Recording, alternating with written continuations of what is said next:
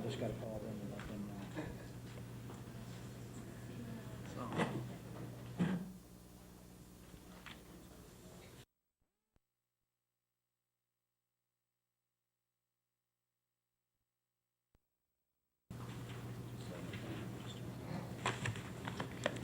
I have 3 bids.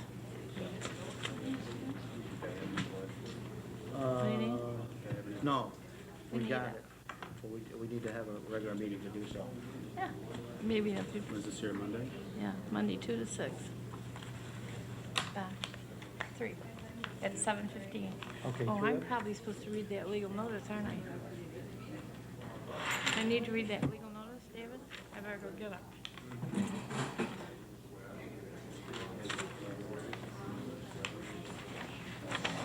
I know, I turned it back up. Feels just right. I turned it up Just right. again to 70. I turned it up to 70. To 70 from 44. Yes, they had it down to 60 when it came in. These are the resolutions we passed a year ago for the engineering fees for water Yeah, and sewer. yeah. And what I would like to do is we pass them, send them to Rick and say, either let us do this or we're gonna go money home. Okay, fine. Any of those three? Yeah, well, I got them right here, no? Advance for 15, then they can get questions about it, and that's the same as it. You only got everybody's name up there? Two- Why is it my name? Maybe state Hampton's on there. Yeah, Well, then that's why. You know, the amounts to break down between water and sewer. I was there. This is, Pat, they took her name. do you have the breakdown Even on though the I was still PUD on. bills for David? Do you have a copy? I mean, when did he start this whole thing? No, that's. If you feel bad, I'll call him. Louis concerned, they've had a lawsuit. Wasn't on the first one either. 7/24/92. Maybe I wasn't there. You're right. 7/24/92. Oh, wait a minute, now what I do, I'll lose it now.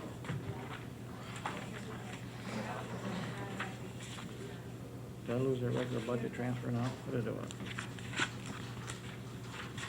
Budget modifications? What did I do with the original? Louis, I lost the original already. Oh, no, I got it right here. Give it to me. I'd like to open up the regular meeting by pledge to the flag.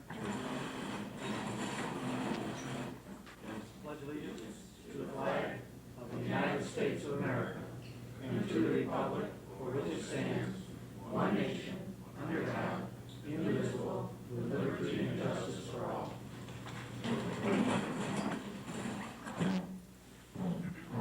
I'd like to continue with public concerns. Yes. I have several on the comptroller's spot. Mm-hmm. Those questions to ask now, or when you bring it up? You can ask them now. Okay, this is God, then you have to back. No, it's gonna be an Microphone. appointed position. Go to the microphone, Bob. Go to the Go to microphone. the microphone, you need, Barry, like you go to the microphone.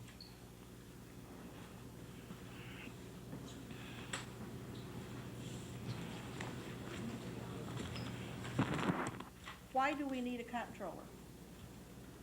I think it's been something that the town has been talked about for years, and we just see the time now to, I know you've talked, why? I mean, give me a reason why we're now in a position for a comptroller.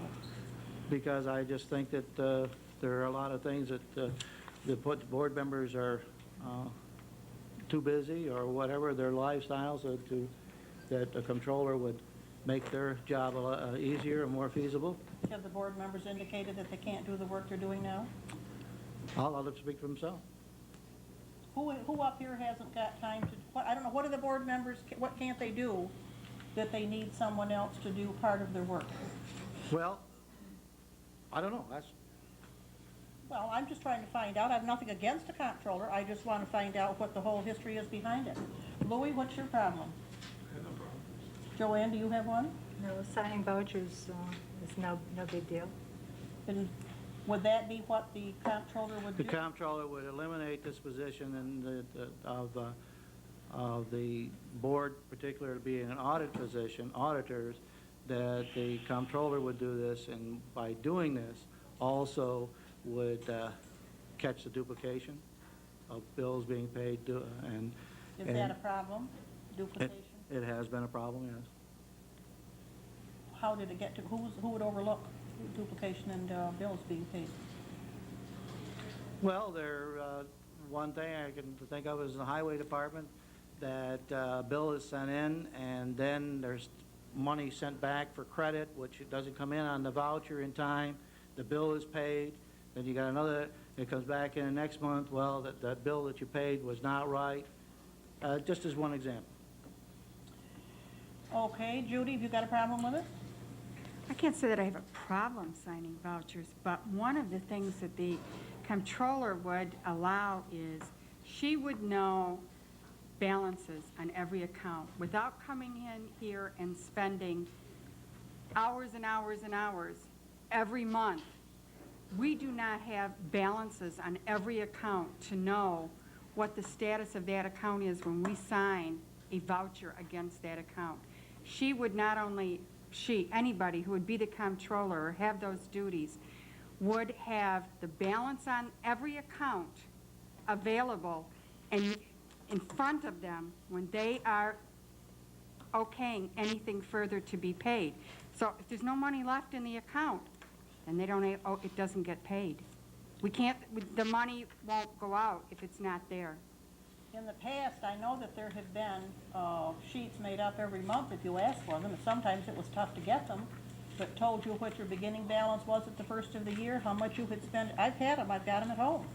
And certainly, that but that's I'm not saying it always, would so- take a very long time to take every single voucher and take it back to the account that it's written on and check a balance by everybody, the 3 signatures required to do this every single month. And this person who would be doing this would have this available to them when they did it. Okay, I'll go. Emilio, what's your problem with it? I concur with Judy. Judy nailed it down pretty good. And the fact is that it is a better control, and it is a more tightly organized way of managing the town's money. And for the, what I consider a nominal fee of I haven't, it may be nothing, but the board will probably come up with a dollar figure to be added to someone's existing duties. I think that the additional control and is going to be well worth the money. But you now, for whatever reason, seem to have a problem signing vouchers. I've never missed signing the There vouchers. has been, No, I don't mean that. I there mean has that- been occasions when there hasn't been three signatures and had to go around and chase and find somebody to I'd sign. like to point that out again, though. I have never missed, Well, been here well, for 2 or 3 hours I'm not saying. before each meeting I'm to not sign pointing out. vouchers. I'm not pointing out any individual, but there have been times when. So it's not a lack of willingness to do it. It's a matter that I sincerely believe that this is a more efficient way to control the dollars that the town handles. And that's enough said, I think. I'm not through with questions yet. Well, But if you're having a problem signing vouchers, hasn't this been done in the past? That's part of your jobs. We're not saying we're having a problem signing vouchers. It's just time consuming on somebody's part. No, we're talking about a better way of Doing tracking the accounts. In the past, accounts have been, the money's been spent when there was no money in somebody's account. And this is hopefully going to control that better. Have you had a lot of problems with the accounts being overdrawn? There have been times they have. I know there's been a few times, but I mean, I didn't realize this was an ongoing problem. Okay, is anybody doing the work of a comptroller right now? Not to the extent that they are eliminating any steps in the process, no. Okay, what other duties, other than taking the vouchers and handling those in a different way, would a comptroller do? What other duties are there that are of necessary need to have a comptroller? Keep detailed accounting records, render a detailed monthly report to the town board of all receipts and disbursements, and file a copy in the town clerk's office. Within 60 days after the close of the fiscal year, file with the town clerk a copy of the annual financial report to the state comptroller. The town clerk shall publish in the official newspaper and other newspapers as the town board may direct, either a summary of such report or a notice that the report is available in the town clerk's office.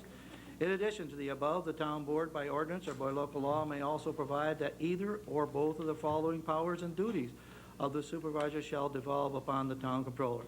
Keeping appropriation accounts and preventing overdrafts, drawing upon funds and appropriations provided checks are countersigned by the supervisor.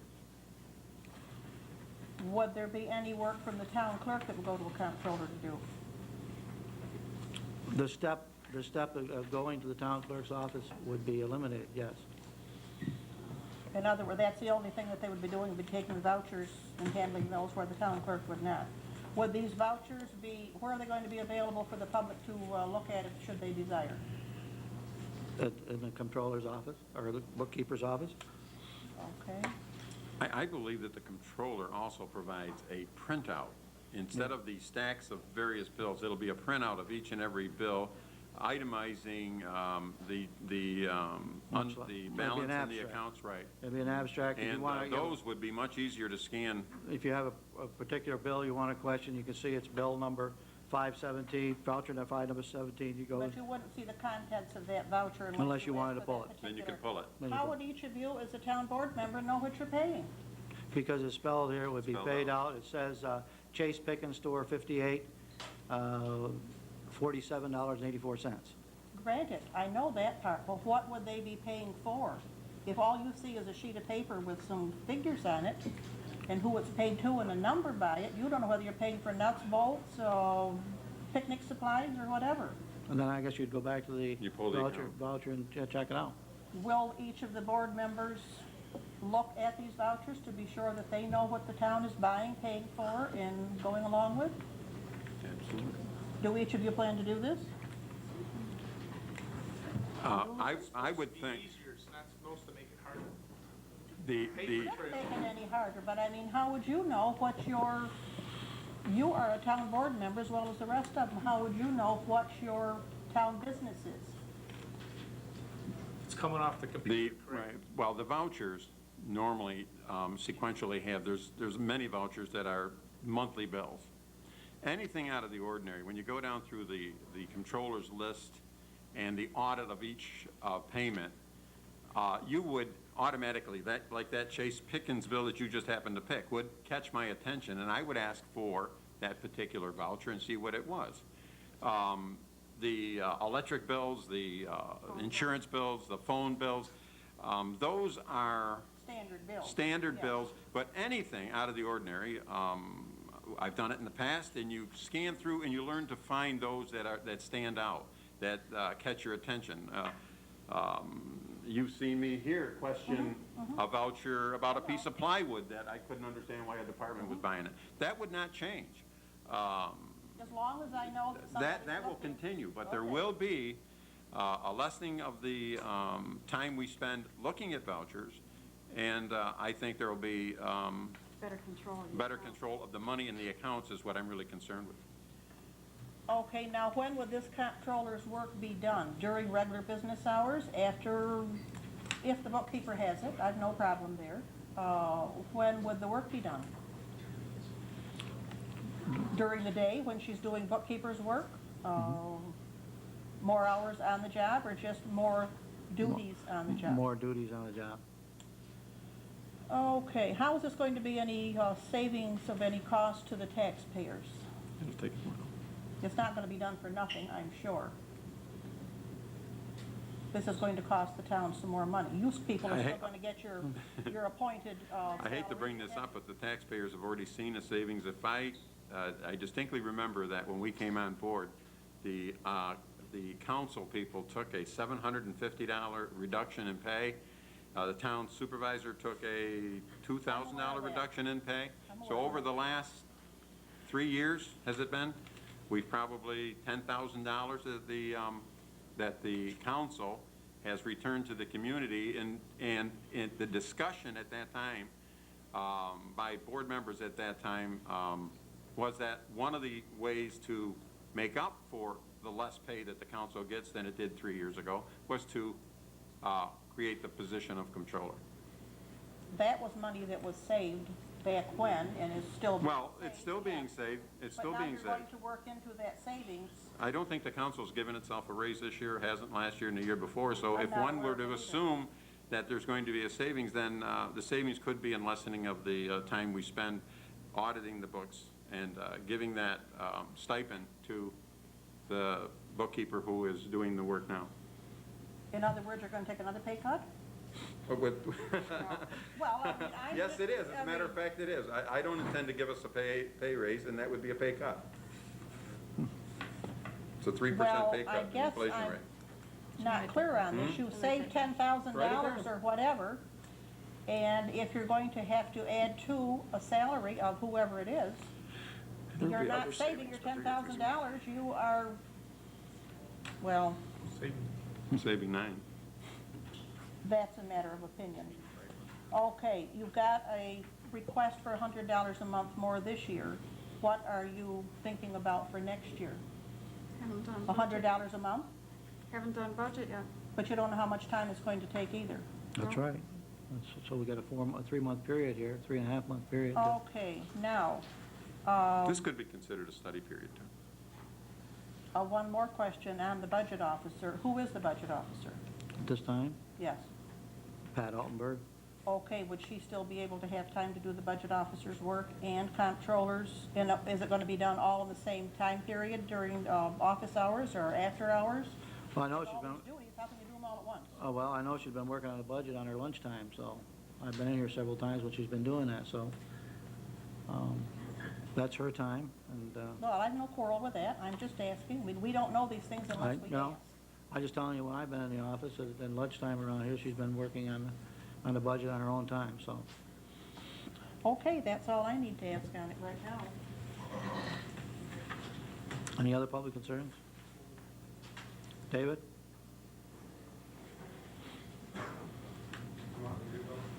Marie would like you to go to the microphone. With those nice legs on camera, how can you? Two real quick things, because I apologize for coming late. My main concern is not to do with the comptroller, but just as a point of interest, since Mr. Tassone himself brought it up. I was the individual who suggested the use of a comptroller in 1991. And I saw that to be a money savings for the town, but only in the situation, if we read the 14-page document on it, if we eliminated the tax collector entirely and also took over all the books and ran that through the comptroller's office from the judicial department. That's the only way it's a tax savings to offset that cost. And I think Earl can attest to that because he was supervisor at that time. And with respect to that same type of thing, and that's not really what I came here for, but since you brought it up, I thought I should at least inject that. The items that you listed on there are things that our bookkeeper is supposed to do, and with respect to the balance on accounts, all you have to do is hit, I think it is, and I can't remember because I haven't seen the computer in quite a while, but to get the balances on the accounts, if the bookkeeper in fact is doing her job properly, you only have to hit the F10 key on your computer to get the monthly totals. Now, the reason I came was something on your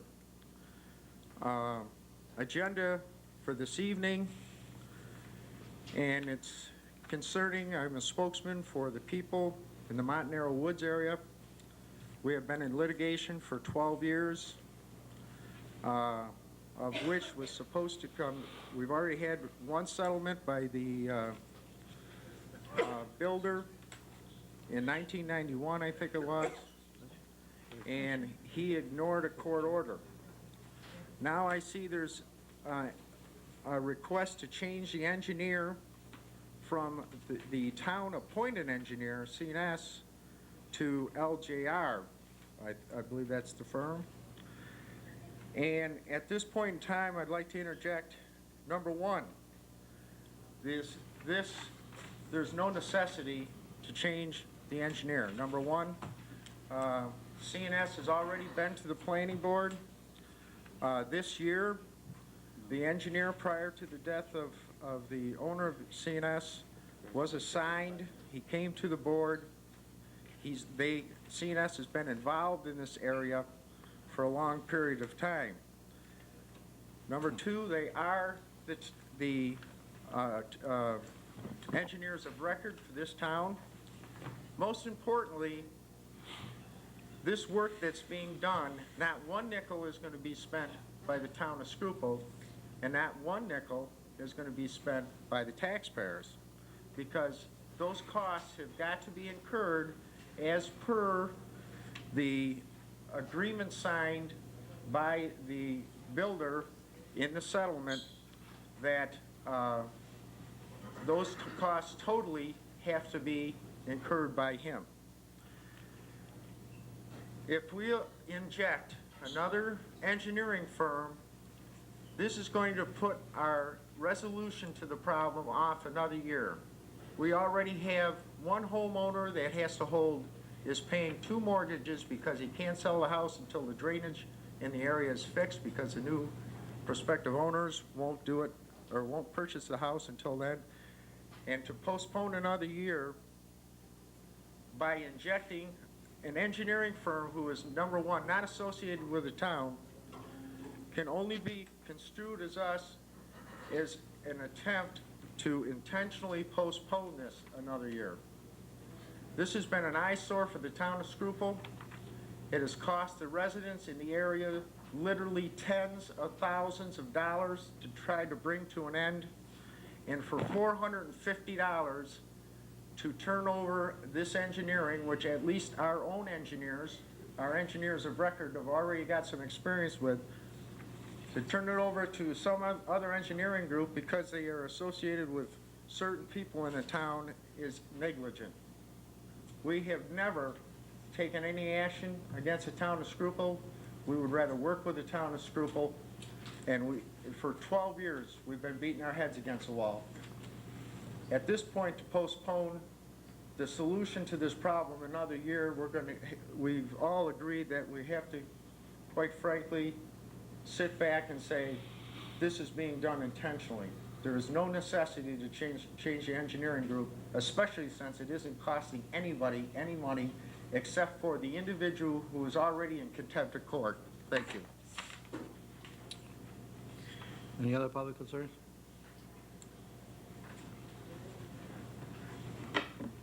I'm Lori Oxton, this is my husband Tom. We live in Ironwood Estates in Pennellville, and it's been about, I think, going on 3 years, where we have teenagers that are constantly skateboarding and up and down the roads. They won't get out of our way. We're trying to get into our driveway. We can't get in. They lie down in the road. People have to go around them. And, you know, everything was fine until we did say something to them. Then they started causing trouble by breaking our mailbox. They broke about 20 mailboxes in our Ironwood Estates. They stole a cooler full of beer, a neighbor near us. They broke someone's accent lights that shine on their houses. Ripped out flowers, threw them in mailboxes, scattered them around the yard. The police were notified about this, going on. And, of course, they've come every time, there's but nothing they can do they can't unless do they anything. actually catch, individuals, in the process of destruction or, vandalism. And they're doing this like when we're asleep. The police said they probably come out at 1 or 2 o'clock in the morning because the parents don't care about them. They don't care where they are. And then when we're not home, they probably have done damage then. We were just, we don't know what to do. Like we said, we called the police, but they can't help us because we never catch them. So we would like to recommend a curfew in our neighborhood and banning skateboard entirely. And the residential. In the residential areas. section. Because, what is the solution, to this? They lie down in the road like they own the road. I mean, what if they get killed? What if someone runs them over? Are they waiting for a disaster or death? I'd rather see them in jail, but they're not going to jail. Do you recognize the kids as being out of the immediate neighborhood, or do you think they're coming? They live in our neighborhood on different streets. Okay. One of them lives right across the street from us. Okay, so you have names and, I didn't think of that. I do know who they are. Can you provide that with our office, and maybe Okay. we could influence the parents. Maybe a call to the parents, if it's permissible, is that permissible by the town board? I don't know about the office, or police If officer, they're, or the, police agency doing it. I don't think the town has a lot of business to do that. I think No? that's a police matter. Well, I think the police have talked to the parents, but it doesn't do any good, because one time he left a note on their door, because the parents weren't home. She took the note, or no, the son took the note, I'm sure he threw it out. His parents never knew that the police were there until I had to call them a second time. They've been to our house about 3 times in, I don't know, 2 years, 3 years, whatever it is. I mean, they just keep on destroying things, and they have no respect for anyone. Make it town-wide, and who's gonna enforce it? Yeah. I mean, if you do a curfew, you're gonna have the same problem, because the police are the ones that are gonna be asked to enforce it, and kids will run, and the police will say, well, we can't catch them. Well, something has to be done, because, I mean, nothing is working. I mean, we're calling the police. What good is that do when we don't have the Can you do absolute something with proof? a neighborhood, you know. neighborhood type watch group or something? Yeah, there's. Well, we have a neighbor, yeah, like good that does. I mean, I look out my house, I look out the window every time before I go to bed, I don't see a darn thing. And, you know, like, You know, the only I mean, way we have our doors open. Do you think I hear them banging our mailbox? They put a hole right through the roof of it. They ripped the door out last month. I've seen damaged mailboxes. One of them, they even took it right out of the ground and threw it in the road. How old are these kids? I'd say they're high school age or junior high. Teenage. Junior high. If you yeah. have some semblance of proof, you might want to see a lawyer about notifying their parents that you intend to sue, because the parents do have some responsibilities. But what about banning skateboarding in the residential area? Can't you say, I mean, some kind of law saying you can't skateboard in the neighborhood, you have to go to a park? I mean, I'd rather see them in the park, because I think they'd be better off in a park than up and down our roads. Some of the towns are getting to, but it's gonna have to be town-wide, you know, in very detailed legislation, which was just tried in the city of Fulton, which met tremendous pressure, as you may recall. Certainly, if the town wishes to try that, it certainly can, but then it's still a question of enforcement. And I don't know if the police officers involved here are gonna have the time to go around and pick up kids for skateboarding all over the place. Well, that's the thing, too.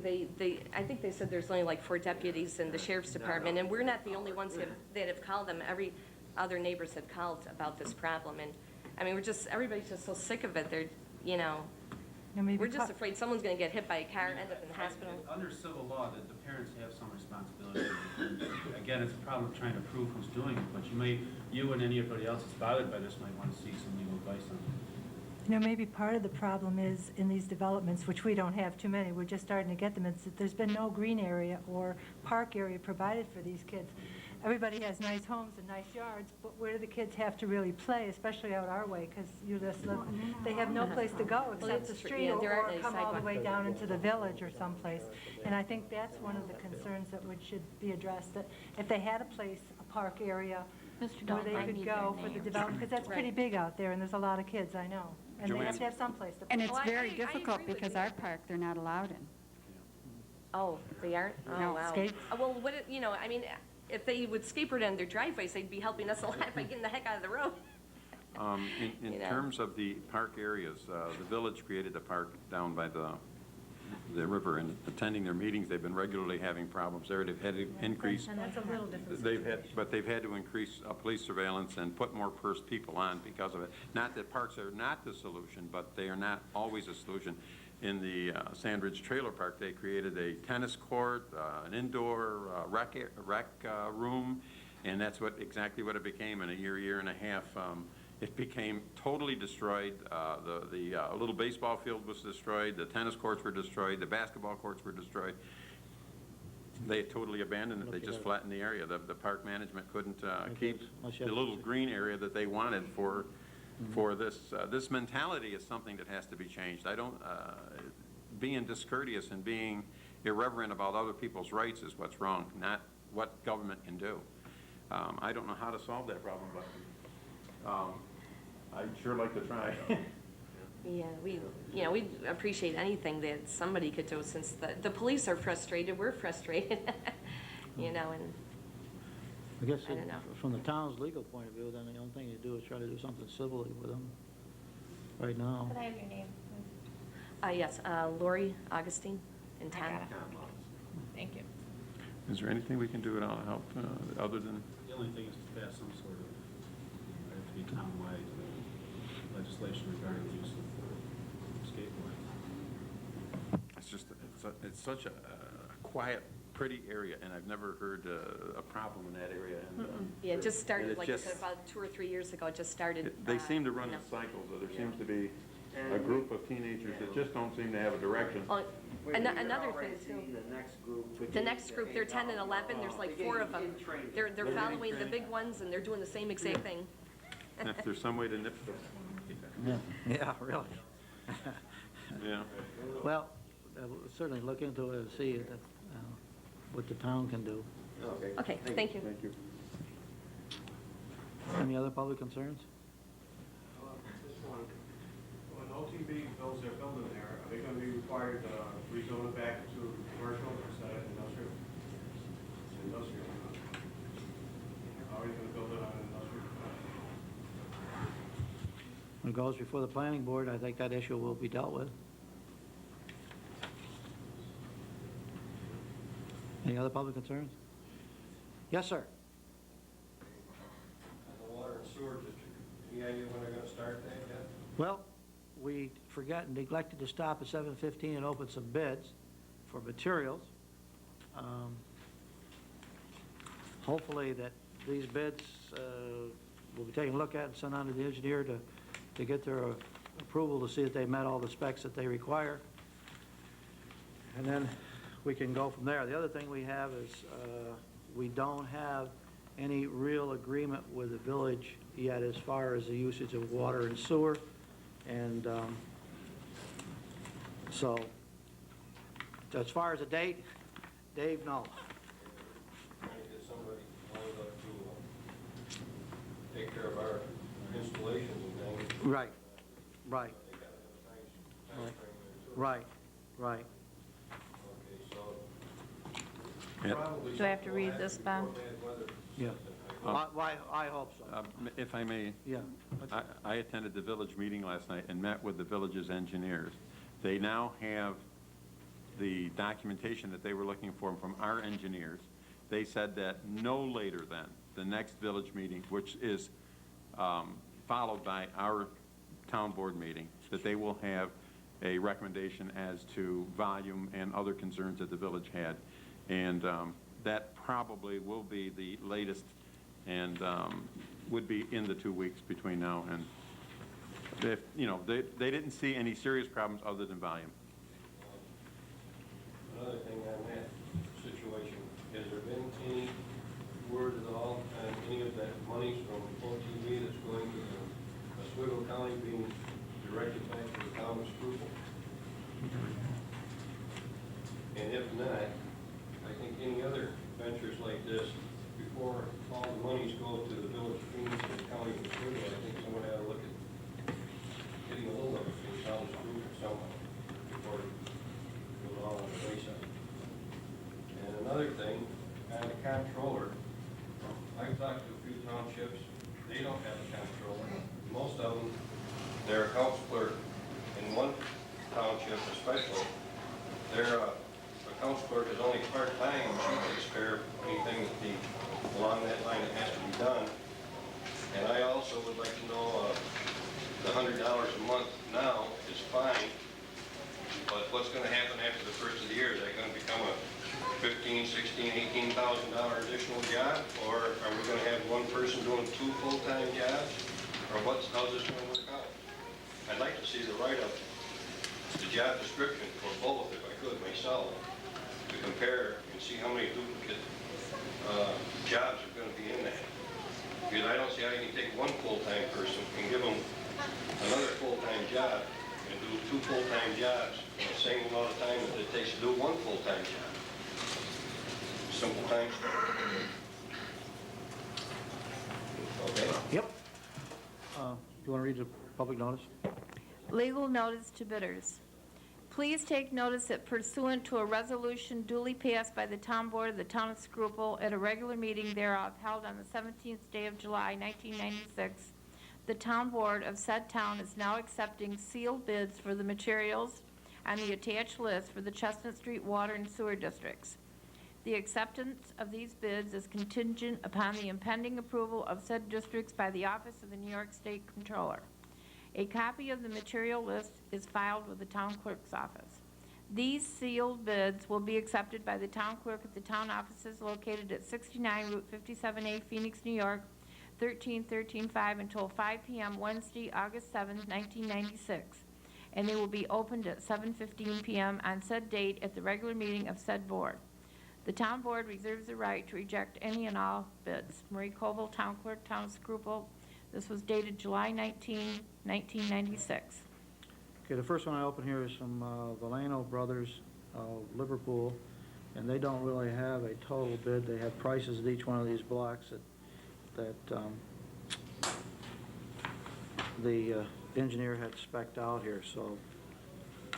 Does that mean we have to total it? Huh? Total it? Or we send it on to the engineer and let him take a look at them and see if they meet all the requirements. That's what he requested today. But you see these. The next one I open up is from Blair Supply Corporation of Rochester, New York. And again, they don't have a total bid. There's a space for a total bid, but they didn't put it in there. And they didn't bid on several things. They put in a non-conclusive bidding certificate. They put in with a... And each one is bidding on specific items? Yes, it looks like that. Town of Schuylkill, Mastico Corporation of Liverpool.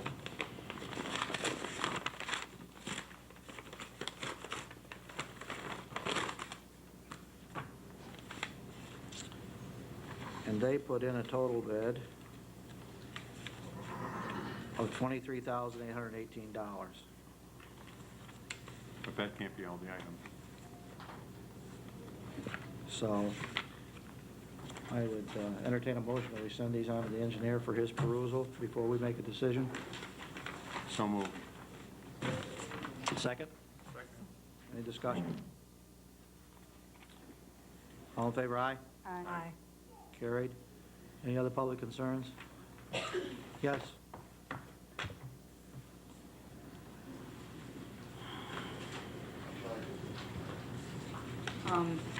I'm just a little curious. There was an article in the Post-Standard a couple weeks ago, and it said the county projects to get state money. And it says, the town of Schuylkill gets $75,000 to link its 2 sewer and water districts and extend infrastructure. Could you tell me which sewer and water districts this money is going for? It's going to hopefully complete the 57 South and the Chestnut Street, down 57A. And Chestnuts, 57 South, 57 South. okay. And Chestnut Street, that's the sewer and water, okay. I'm sorry, you said hopefully. What does that mean? We haven't got these other two online yet. Okay, so you mean the money could go for something else, or? All the money is put in an account that is going to be, I talked to Mr. Wright's office, dispensed by the DEC. Oh, by the DEC? I believe that's what he told me. It's an account out of there. And that's going to pay for what? And it's going to pay for sewer lines and water lines? Is that what you're saying? The estimated cost was $100,000 to do that, complete that project. Okay. So was that unexpected? No, it was not unexpected. I'm sorry, was expected? Well, the request was made. Oh, okay. Well, no, what I was getting at, does that mean that the cost of the residents in those districts are going to be considerably lower then? I mean... I would hope so.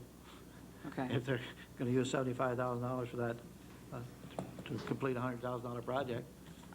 The other thing I mentioned in the article is it says, Operation Oswego County gets $50,000 to help develop industrial parks.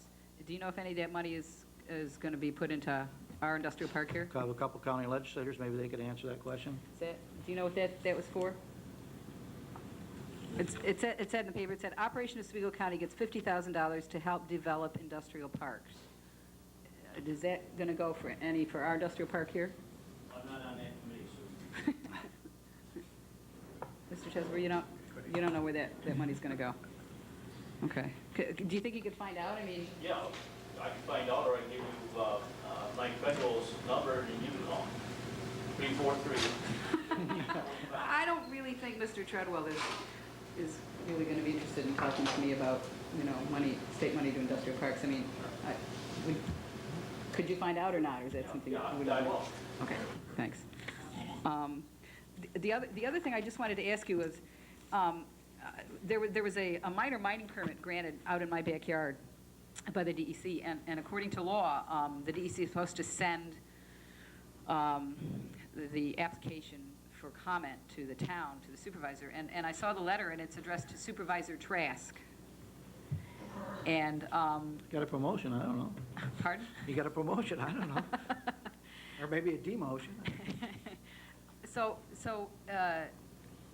I had a phone call, and Mr. Bliss Mr. Bliss, apologized yes. for that. I got a phone call, and from him apologizing for that. well, it's interesting. I think the only reason he got the phone call is because I sort of pointed out to the DEC that Mr. Trask was not the supervisor, because he had already made some comment into the record, into the mining record, concerning comments. And I guess what I was just curious about is that something you've delegated to Mr. Trask to do, to comment on these permits on behalf of the town, or? No, I was unaware of it. Okay, so in other words, if Mr. Trask gets these things, that they should be forwarded to you, is that correct? If that, they expect the supervisor's comment. Well, I'm just wondering, because they said sometimes, it is delegated to code enforcement or whatever. I mean, If I had a code question, I certainly would ask the code enforcement officer.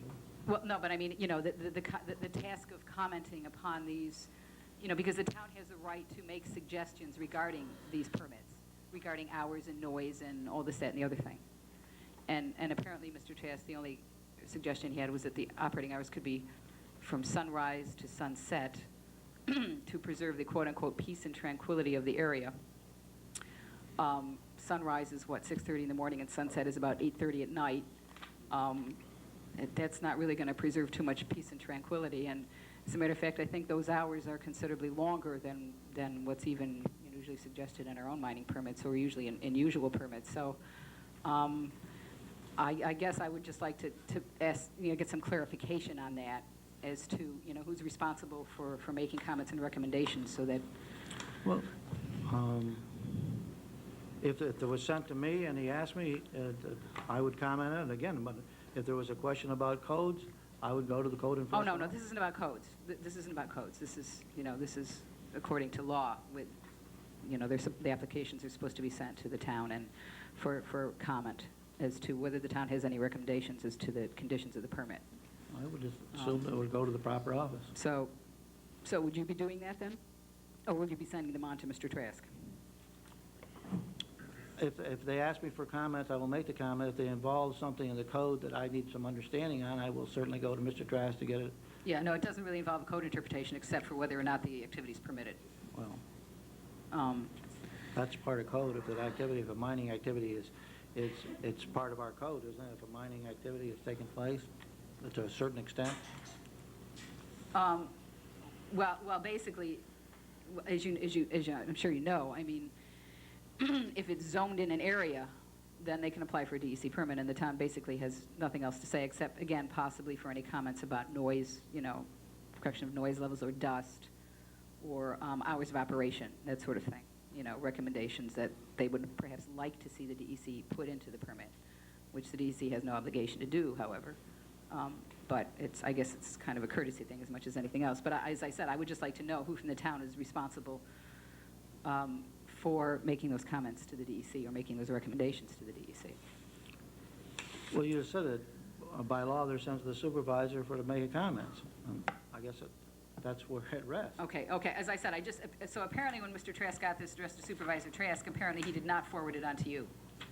So I guess Yes, that's where I got my copy from. From where you got your copy from. That's where I got the copy of the permit application from, and from the DEC thing. And he says, by the way, he said, they sent this to me.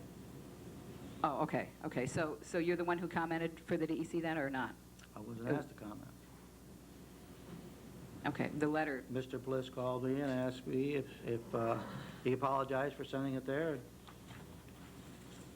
And Okay, asked, so well, actually, the letter is addressed for purposes of obtaining, any applicable comments. I mean, for instance, it was very interesting that neither the applicant nor the town bothered to point out that this particular area was both on the Sandridge Aquifer and was also within the boundary of the Phoenix wellhead protection area, as outlined on the study the planning department did in '95. And apparently the town didn't seem to feel that was important to note that fact, because the applicant didn't either. So I guess that was a little disturbing. I mean, there were several things on that application which were sort of faulty, but that is one thing that the town at least could have commented upon, for the record. And I would, again, like to go on the record as saying I think that there should be at least a minimum statement that the town would make, concerning any further permits. I have to admit, I have some questions on this comptroller thing too, because it just seems very strange.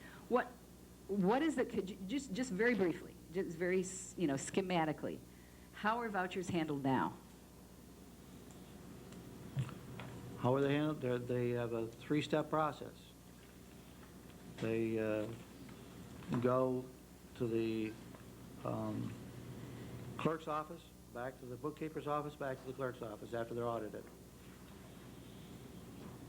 Okay, wait, so they first go to the town clerk, and then what does she do with them?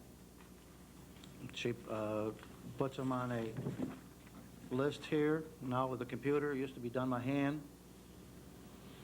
Then they're sent to the bookkeeper to run through. And what does the bookkeeper do to them? The bookkeeper makes sure that they're in the right account, whether they're the person who made out the voucher is taking out of a .4 account or a .3 account or .2 or whatever. Make sure the money's coming out of the correct account. Then they're sent to the board for auditing. Then after the bookkeeper processes them for the checks to be made out after they're audited, then they go back for filing in the clerk's office. Okay, so they go to the bookkeeper, she makes sure the accounts are right, and at that point she can't figure out whether there's enough money in the account or not by pushing the F10 key? I can't answer that question. Oh, okay. So I'm not familiar with the computer program. Okay, but what I'm saying is, when they're sent to the bookkeeper to make sure they're in the right account, there's no way of, at that point, of telling if there's enough money in the account? Can't answer the question. Well, if she can't do it then, I mean, how's the comptroller going to do it when we hire him? Huh? She will be empowered to take control at that time. Pardon? She then, the first problem is that we don't see the bills for every 2 weeks. Their bills coming into the offices every day, and it's every day that they need to be addressed and be in the hands of someone who has the authority to control the direction of the movement of the money, the town's money. That makes it a daily process instead of an every 2 week or and on some occasions every 4 week process. That tightens the control. Okay, well, that was my, so the way it's done now is it goes to the town clerk, and then it goes to the bookkeeper, and then it goes to the board, and that's where the board looks them all over and signs them, et cetera. And then it goes back to the clerk? Okay, that's how it's done now. Now, with a comptroller, how would it be done? What is Just what he said, it would come in daily, and they would be taken out of the proper accounts. Okay, wait, so it comes in, so now it doesn't come into the town clerk, right? It goes directly to the comptroller? Mm-hmm. Okay. And so, instead of the town clerk putting them on the computer, she puts them, or the comptroller puts them on the computer, and then makes sure they're in the right account, and then somehow finds this button to find out whether there's enough money, and then what? And then what happens? Then she has the right to issue payment. Oh, so she signs them? No. Oh, so when did they get signed then? When they're sent to me for signing. So they go to you for signing, supervisor? The checks. No, okay. See, They're not signed. We're empowering her to make these decisions. okay, so in other words, right now, you need 3 town board members to sign them, and with the comptroller, who signs them then? They're not signed. They're just given an okay to pay. They're not signed by the town board members. So the town board members would have no reason to see any of these vouchers then, is that at all, unless they're curious? They're going to be given a printout, each one of them, all the vouchers that were paid as well as a printout of each account and the money that's left in each account. Okay, so now in order for them to be paid, the town councilmen have to sign them? They have to audit them, yes. They have to audit them. And so, in other words, with the comptroller, then they no longer have an auditing function. Is that correct? Unless, right. Okay. This printout they get is just for their information, sort of thing. Right, and In they case can they're question, curious. approval and question, you know, they have to prove, they have to prove the abstract. The abstract will have to be approved. Okay, so they still, you still have to do this anyway, so I don't understand. How can this be done on a daily basis with a comptroller if you still have to go through the town board members? If in both cases you She's still, going to have the power to pay the bills. even without the town board members approving them? We do not have to, yes, that is part of what's going to be given, that's what you do, with the approval of the supervisor. Okay, so it goes from the town board to the supervisor. Okay, well, to tell you the truth, I would sort of like to go on record as being very much opposed to that idea. I very much like the idea that all of our town council people get to look at the vouchers and have them in front of them before they're signed. The idea of transferring this power, which is a very significant one, as we've seen lately, transferring this power again to supervisor's office, and basically it just sort of takes not only the town clerk, but it takes the town clerk and the town board members essentially out of the loop. And the comptroller will be an appointed, will not be an elected office. So you're taking the only elected people that we put up there, the town clerk and the town councilman, out of, I think, one of the most important functions that our elected officials should have and should be retained in elected officials, and that's going over these vouchers with a fine-tooth comb. I mean, as Mr. Tassone pointed out, if it looks out of the ordinary, well, how the heck are you going to know if it's out of the ordinary? And then you would have to ask for it to be pulled in order to see exactly what it's for. The way it is now, exactly what it's for is sat right in front of every one of these town board members, and I think that's very important.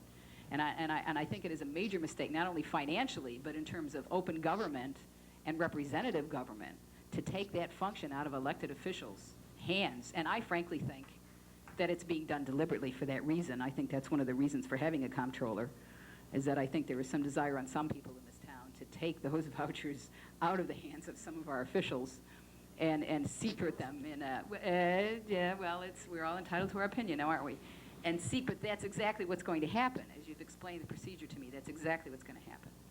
So aside from the money that we're going to be paying this person, I very much oppose the concept of the function being taken away from elected officials and putting into the hands of an appointed one. That's incorrect. For a point of order, that is incorrect. What's incorrect? The procedure that you just described. What procedure is that? I contacted Civil Service in 1992. They will design a test for a comptroller if you want one. There's only one comptroller presently in operation, that's outside Albany. The abstract of the vouchers, the only thing that it may save is some reading material. The abstract of the vouchers before the bills are paid still require 3 signatures before the bills can be paid. Furthermore, at the present time, the bills that require immediate payment, as you know, Magna Mohawk, phone bills, and everything else, those do get paid today. They do get paid. Everybody else that does business with the town of Schuylkill, or any other municipality, or the county of Oswego, or the state of New York, knows that they're going to wait until they get their bills approved before they're going to send the money out. That's the way dealing with municipalities has been and will be forever. And you're still going to have to, before the bills get thrown in the mail, and may be all ready to go, but before she can drop them in the mailbox, you're going to have 3 signatures on that voucher, the abstract. So you're still not going to be able to do it on a day-to-day basis? Paul, you have a question? Are you on concern?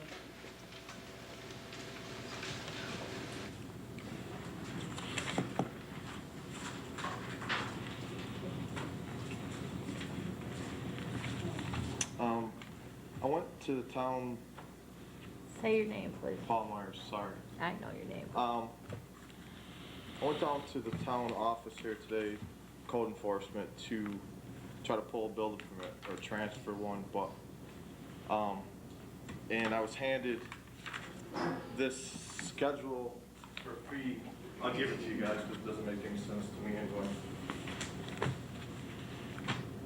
And Joanne, you might as well look at it if you know anything about it.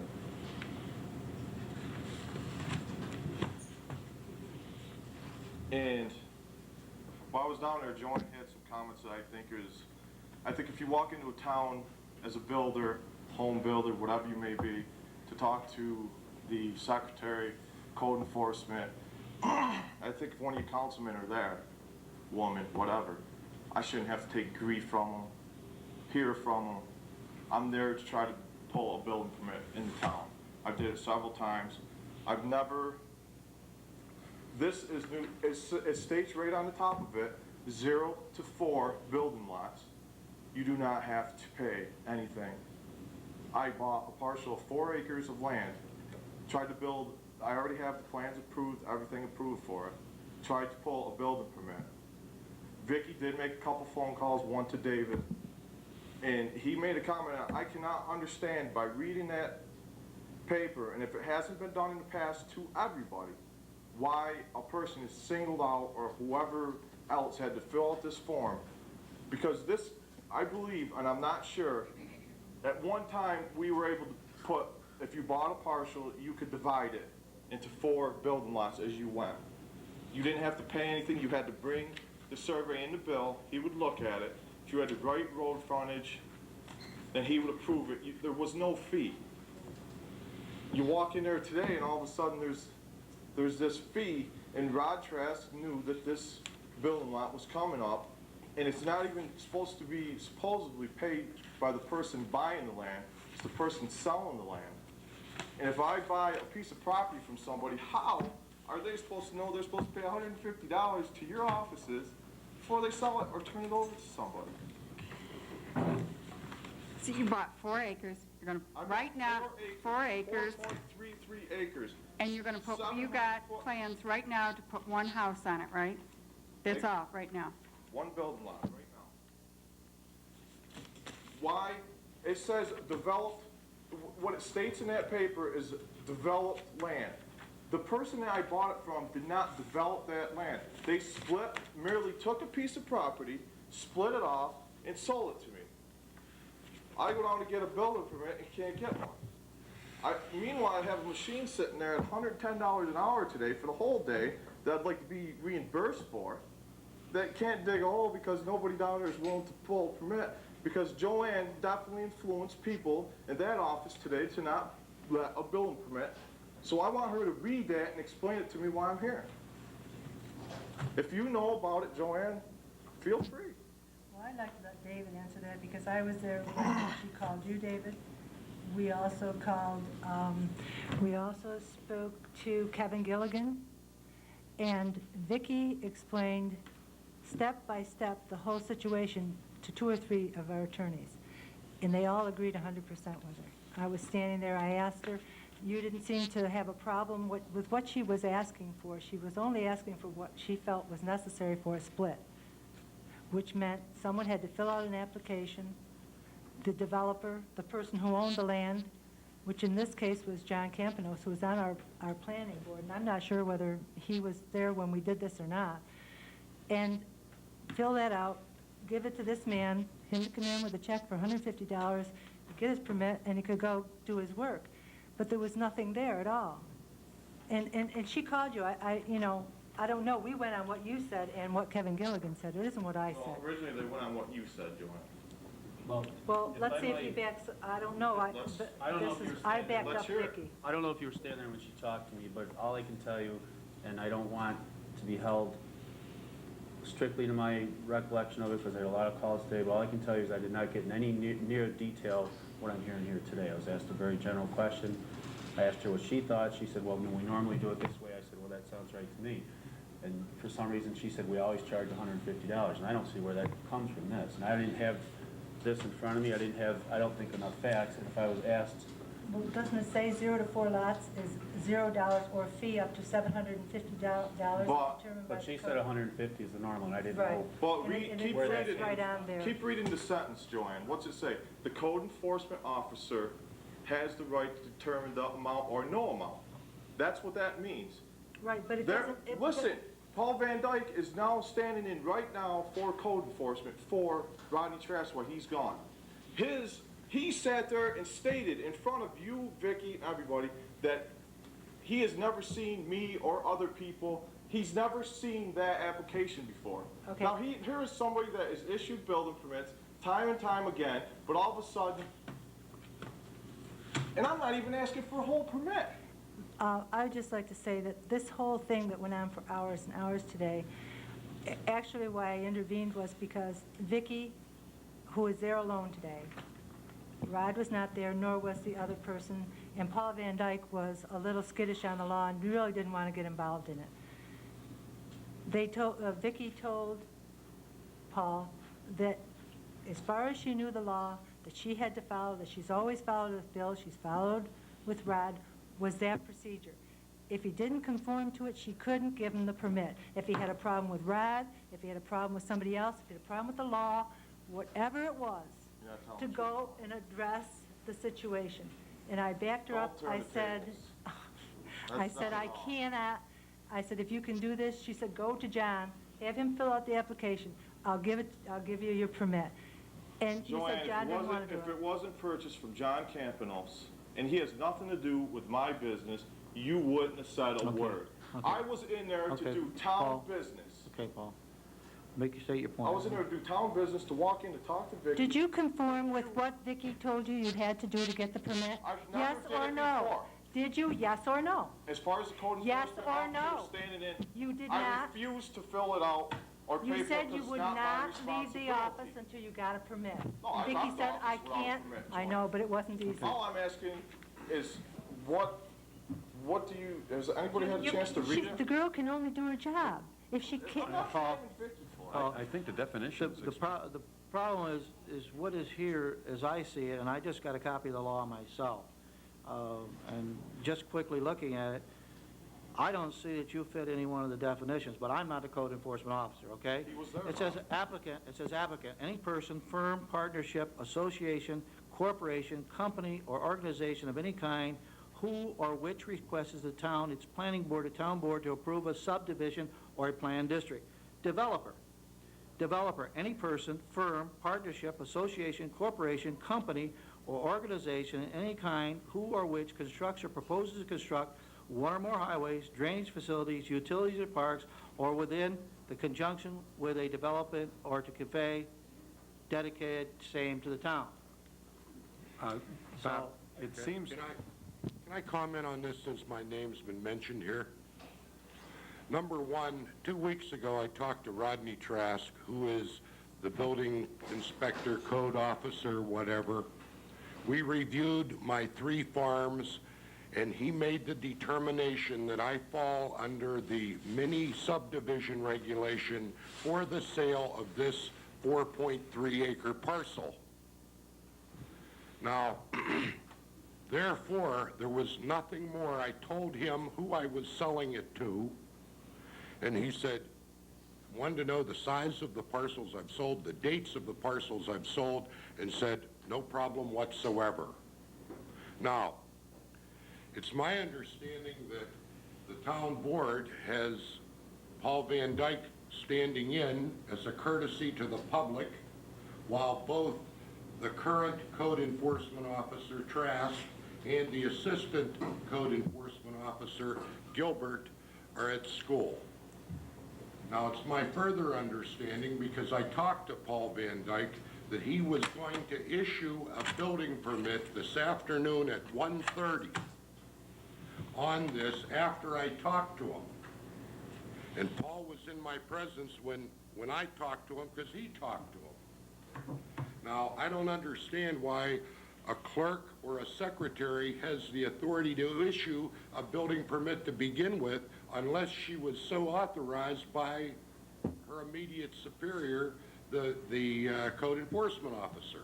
Secondly, Secondly, I have sold 5 parcels off 3 farms, and I've never had to fill out that paperwork that came about today when you fall under the mini subdivision regulation. And why I was even brought into this, I have no idea.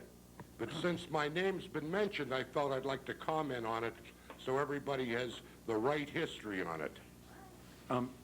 May I, you read that definitions, and I think definitions is maybe where we're having the problem with the code enforcement. There are 2 specific definitions. Dividing one's property with just selling land does not constitute a subdivision.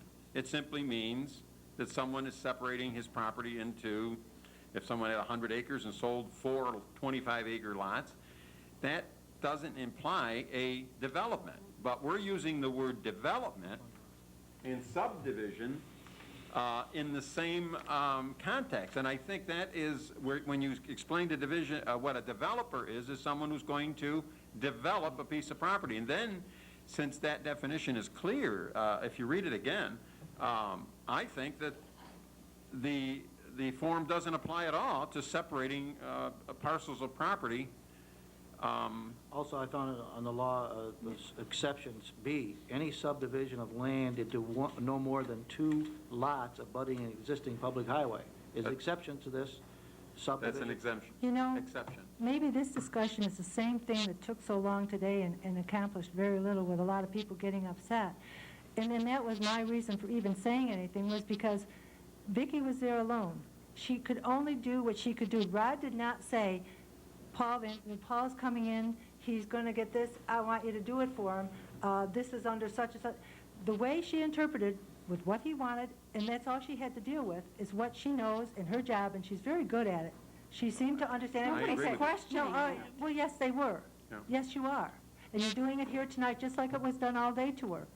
No, they were, nobody. Did anybody say that Vicki did anything No, wrong? well, yeah. Paul Van Dyke was the one that was supposed to be taking Paul Rod's Van place. Dyke was there. He said he really wasn't all that familiar with this, and he didn't have time to read it Geez, all. he should be. He's been working down to the towns forever. He suggested, you know what he said? He suggested Pardon that me? you come back Monday. Okay, You know, he suggested, he suggested, okay. he suggested that you come back Monday when Rod was here and take it up with him. You indicated you didn't want to work, you didn't want to wait, and I understand what you're saying about the vehicle waiting and paying. I understand. So they tried to compromise, and Vicki said, what did she say? I'll issue you a contractor's permit. That'll give you a chance to go ahead. And Paul said that'd be the best thing to do. Come back Monday. Rod's here. Straighten it out with him. If he says you've got to do this application, you got to pay the money, then you got to. If he says you don't, you don't. They tried to help you out as much as they could, but Vicki could not go against what she felt was right, and you wanted her to do something that she didn't feel comfortable with. I asked Vicki, honestly, she told me she did not know. And I asked you knew so much about that when it was first opened up that you butted into it. And I asked Vicki how much she knew about it. Very little other than handing it out. Okay. I took it to 3 or 4 other people. Nobody seemed to know anything about this. And Joanne, that's not the only reason why I'm here. The reason why I'm here is because I don't feel that when a person of the public walks into the office that they should have to hear it from a council person. Okay, yeah, I think your point is well taken, and we'll certainly look into this situation here. I think it needs some interpretation. Just one question. Does that definitions? Well, Rod's gone, can't Paul Van Dyke issue? He was going to issue a permit for the partial, and then, But he can, I mean. yes, he can issue, no. Because you gotta have somebody being able to issue those. Okay, Because but- people do have situations where they need them quickly. I'd like to ask Joanne if the definitions didn't help in maybe separating the 2. I think it's a very important issue, and something, since we're working on the code books, that the people who are here from the planning board, I think there is a problem in terms of our code. Let me get done, because I want to tie it into something else that happened earlier in the year. Someone wanted to buy 20 feet of land off a 23-acre parcel, and that person had to file for a subdivision simply to make a larger drainage area for a septic tank that needed to be improved. So, and that person had to declare that 20 feet a a lot that was counted against the mini lot quota. You see what I'm saying? We need to look at this in terms of the language. If a person is not going to actually be a developer, I think that dividing someone's property isn't the business of the town. If someone has 100 acre and wants to divide it up into 10 10-acre lots and just say they're 10-acre lots, and he shouldn't have to file, what is the fee, $2,000? Yeah. To divide his property up? Emilio, it may It's be, not- maybe He's the not law, a developer, he's just dividing his but land. that's another issue. If But I you- know it, but I'm saying is but this is wait, part and but parcel with wait, the wait. problem. Right, but that's another issue, and that's what I told Paul. I said, that's another issue. If you don't like the law and it's ambiguous and it's this and it's that, that's fine. Then you need to That's take right. it, wait a minute, you need to take it up with the right people. But Vicki gets caught in the middle. She can't help it. She's only interpreting what she knows, what she's been doing, and she asked Bob if the law had been changed, and he said no, and that's what she's been doing. Now, if there's a problem with it, then we'll resolve it. But she could not resolve his problem there by herself. Then I think we're And in that's why I agreement then. wanted to try to take some of the pressure off of her to make Paul understand that while she might want to give him a permit, she couldn't under what she felt she had the guidelines to do. If he wanted to come back and take it up with Rod, take it up with the board, take it up with the planning board, fine. Then But- we're in but at agreement this in that we point- should be looking in this area in terms of making the language so that it is not an area that is a gray area where, Well, this is really the first time we've really had this problem, so I don't know that it is. Well, I just want to clear a situation. Vicki cannot issue permits. That's why I asked to have Paul Van Dyke called in the Let me say situation. accept it. She couldn't accept it. I'm sorry, that was the wrong word. She couldn't accept it. Accept the application. Right. Right. But that's why I asked that Paul Van Dyke be called in the situation for his interpretation. It's, just one more thing. Everybody's making it sound like Vicky. No, Vicky did no. not do anything wrong. It's, the idea of it is that a council person shouldn't be butting into somebody's Well, business when they're down there. That's all there is. Okay. Thank you. Anything from the county?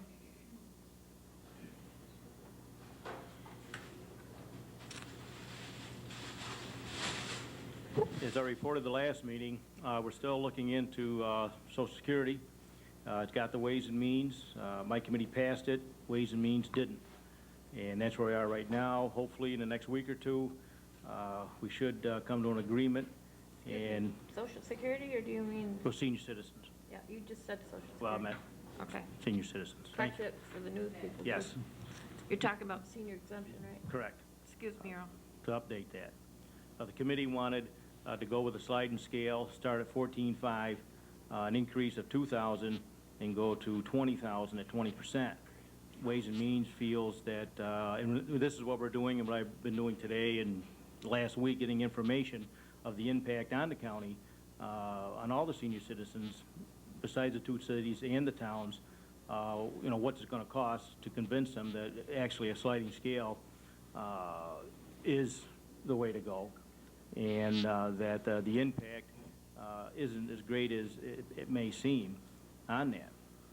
And hopefully we'll have that information and we'll proceed on that. A lot of the different, the school is 12,005 with a sliding scale here in Phoenix. The town is 17.5 to 23.5. I believe there's legislation at the state level to increase senior citizen exemption allowed by the towns and counties and schools. So everything is leaning towards that, and hopefully, it's easy, to be in Scruple and say, well, I want this, this, and this for Scruple, but when you get to Oswego, I have to deal with 24 legislators, and it isn't as easy as it may seem to get projects through and to make everyone happy. And hopefully I do the best I can for that and for my town. Is there any questions? Yeah, Dave. We had a discussion last time I was here about the sales tax. You stated that if the sales tax didn't go into effect in September, which it appears Michael Bragman torpedoed that. Correct. Buried it for a while, that it would in fact turn around and go into effect in March. Is that still? Well, there's two things that could happen there. Number one, you're correct with Mr. Bragman, and they don't go back to session till I believe September. And there again, are you or aren't you? And here again, I'm a farmer, if I want to cut hay, I cut hay. Well, I can't tell what the state legislature is going to do for Oswego County. They may, they may not. Well, okay, say it doesn't go in. All right, right now, the way we passed it, it's imposed for March 1st. Regardless. But what the county is doing is meeting with the cities to get an agreement with the cities, to have an agreement in place to start January 1st. And if we do impose this by assessed valuation and not population, which means Skrupel, instead of getting an approximate 199,500, Skrupel would be getting 242,000. Well, no. Well, you know, it really isn't, because there's another town that has more assessment than Skrupel, and that's Scriba. And Scriba would get more. Well, these are the things that might happen, you know, on that. So we can expect even a bigger tax decrease. Well, I think we should all write Mr. Bragdon and say, ask him to make sure he keeps it in ways and means. Well, my viewpoint is all the money to go towards taxes, not only the county money, but also what's given to the town. Like I say, that could result in a 22.9 decrease in town taxes for Skrupel, with a zero budget here. If this is just zero, the money that they're getting applied to the budget adds up to about 22.9. You know, that's an estimate on that. Along with a well, yes, yeah. You got 22.9, and you got at least 20 or more at the county. So that's 42.9. Yeah, but you just told us that we could have another 60% windfall, so that'd be another 60% reduction. Well, yeah, but there's that word if. You know, if the rabbit didn't stop, he wouldn't have got ran over, you know. Well, I just like it on record. Oh, yeah. It's about 242,000. Well, these guys are going to have to figure out their budget next month, so. Well, this is difficult, because it's hard for them to figure out, is it going to be imposed in March 1st, or is it going to be... It's easier for them, because what will happen is they actually won't, the final budget, as you know, won't be voted on until November, so by the first public hearing, which has to be by, I believe, October 5th or October 6th, I can't remember off the top of my head, Bob, but maybe you could, but by that time, we'll know whether or not Mr. Bragman has totally torpedoed that or not, so they'll have a better idea of what kind of tax decrease that we can expect.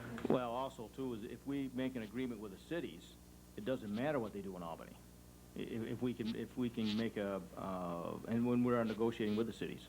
No, but I like you, that's Yeah. very encouraging to know that there's a possibility of another $60,000, $70,000. Well, no, it's 199.5 to 242.5, so that's, you know, 43,000 more. Right. All right. Well, you know, and here again, it's approximate. Any other questions? All right, thank you. Yes. Well, I had a question. On the Barbados gravel bed. Yep. What state is that in now? Is that Who's on county's first and what's county's- on second? County's property or Barbagos's or what? Okay. That's still in litigation, and it's someone here had asked me to get signs, posted signs, and I contacted the attorney, you know, Bruce Clark. He hasn't got back to me yet on that, but the problem with it here again is the enforcement and who has authority there. I can tell you this, once it's out of litigation and it's able to sell, that property right now is in Bill Brouse's hands to sell, because I didn't exempt that property. That's on the auction block as soon as we have an auction, and as soon as the property can be sold, it's going to be sold. Because some residents called me and said the kids are out there again swimming. Correct. And raising cane out there, and that they called Mr. Barbagos, and he said they could put up posted signs and barricades, but the kids are taking those down. No, Mr. Dunn put up Yeah. concrete barricades Right, and a but they're cable in the across. process of tearing them down and going back No, in there these are again. these are the kind you can't No, tear down. I don't think you can tear These are these those down. huge concrete Yeah. road dividers. And he's put 'em- Mr. Dunn had called me, and I said to Mr. Dunn, maybe you can get farther than I or the county or the town could get with Mr. Bargabas, is if you know him, ask him. It is a concern of the neighbors, and if you can do something on your own, I'll back you 100%, and so will the county, to get barricades there. But I can't do it. And that's when Kevin had some headway there. And I talked to Kevin today, and he said that since the barricades have been up, the cars and trucks aren't going back there. There's a few kids riding their bikes back there, but that's been the case for years, and they've never really caused, other than, you know, swimming during the daytime, they haven't caused any nighttime parties and spinning around, you know, doing the things that they do with their pickup trucks and stuff. So he said there's an improvement already in terms of the night bonfires and beer parties and stuff like that. So he's now happier with Well, he's the much happier situation? from, as up to now, Mr. Dunn is. And he got permission from Mike, he told me. I was going to ask this. Yes. Mr. Dunn got directly permission from Mr. Bargabas Mr. Bargabas. to put the concrete barriers Right. across. So who actually put them across then? I think Mr. Dunn did himself with his tractor and his bucket or whatever, because they're probably 2 tons, I would say. Maybe a ton. They're heavy, yeah. Those things are those things they use to divide roads when they're doing construction work on the highways. So basically, it's up to Mr. Bargabas to give permission. That is what Mr. Dunn told me. He called Mr. Bargabas. And I said, isn't the county would have done this? And he said, don't worry about it. Mr. Bargabas told me to go ahead, and I will do it on his authority, and I did it on his authority. Fine, I said. The county had called Mr. Bargabas' attorney, and we've talked to Mr. Bargabas' attorney, Mr. Bargabas, and we didn't get too far. And this is when I said to the neighbors, if you can do whatever you can do, he gave permission, as I understand from Mr. Sohn. I don't know if he would give the county permission, but I never got permission. Okay? There's a difference. Mr. Couch, yeah. Yes. The problem is that barricade is not going to keep them out of there. There's tree trunks that are growing out there, and those kids, if they find out one night that they can put a pickup on those tree trunks, they'll go in there and grow. A posted sign that was put in there this morning, that Kevin put in, was gone tonight. Those people are completely irrespective of the law. I'd like to have signs put up there that would say something to the effect that this is posted land, and those people who either loiter or destroy these signs are going to be reported, their license numbers are going to be taken, and they're going to be reported to the proper authorities. And I would like the backing of either the town or the county supporting this idea. Because those kids, or whoever they are, they don't care for nothing. They shoot guns back there. I don't put anything past. Well, that's one thing, Mr. Couch had a concern, and I was fortunate I got Kevin Dix's pager number, and I gave it to Vince, and to give to anyone else in the neighborhood that if there's anything going on, he can, or gravel, illegal gravel being taken out, that he lives right in Phoenix, that he could be out there and issue a ticket within, 5 minutes. Because when you do call sheriff or do call the troopers, it might take 20 minutes, or depending on where they are, where Kevin lives here, and he has that number. So, what I would suggest, if you see, if you hear anything or see anything out there, call him. That's, this is, it's a sheriff's matter. I don't like to be put in a position of, whom am I dealing here, with Mr. Bargabas, or am I dealing with the county? I want some kind of decision. So would I. But when you get 3 lawyers in a room, you don't get many, I'll tell you, Did you get that, David? Okay. That's how he makes it. We don't have 3 here, do we? We only have 1. Start telling farmer jokes. Thank you, Earl. Okay, thank you. Okay, moving on, I'd like to get a motion for a budget modification for attorney's fees, engineer, property tax, Board of Appeals, and Board of Appeals equipment, in the amount from contingent of $1,740.83. So moved. Is there a second? Second. Any discussion? Yes, I have a problem with the $535. I know we said we would pay it in back taxes for the Klein property down on Chester Lane, but if we do it together, I will have to vote no. Any further discussion? Is that part of the contract? Yes, it was. Yeah, it was. And is that attorney's fee, that's not anything to do with the PUD, is it? That's with other funding? That says Empire Pipeline. Okay. It was a bill that was issued back in February, but we were waiting for the school district to send their half. Okay. Any other discussion? All in favor, aye? Aye. Opposed? Opposed. Carried. Lou, make sure this gets done. Yeah, I'm gonna put them in forward. That's where you found the last one, wasn't it? Pardon me? I found it there, yeah. You found it? With that, I'd like to have a motion to pay the general 515 to 572 in the amount of $20,752.68. Highway 232 to 245 in the amount of $47,032.94. So moved. Second. Any discussion? Yes, Bob, I had a question on the number 556 from the assessor's office with mileage and stuff. There was inspections put down with no places to it, and some of them I couldn't even verify. There was no inspection of or anything, it was just general. I didn't think it was complete. Well, his handwriting is difficult to read. I don't know, I didn't see any big problem with it. Any further discussion? All in favor, aye? Aye. Opposed? Opposed. Carried. What's the board's pleasure on the controller's position? Bob, do we have any more new business? We're not down there yet. Okay, we're going to do new business after? The old business, yeah. No, new business. Huh? We're going to do new business after? After we do the old business, yeah.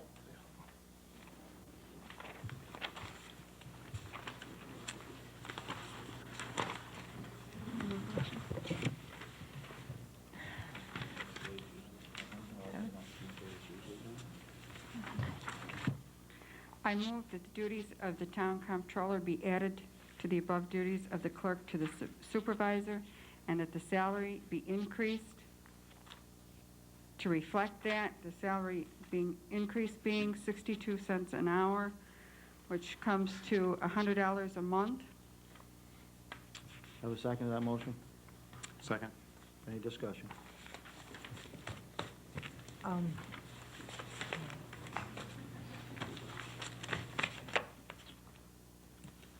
No further discussion? All in favor, aye? Aye. Aye. Opposed? Nay. Carried. Okay, what did I do with my, did I give you my list of resolutions and have them? No, you didn't. Lou, do you have something from the highway? Did they give you something on a request to go to school? Yeah.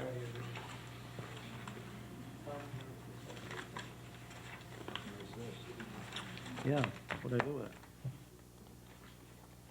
You got it? No, I thought he said he stuck it in your mailbox. Anyway, moving on with,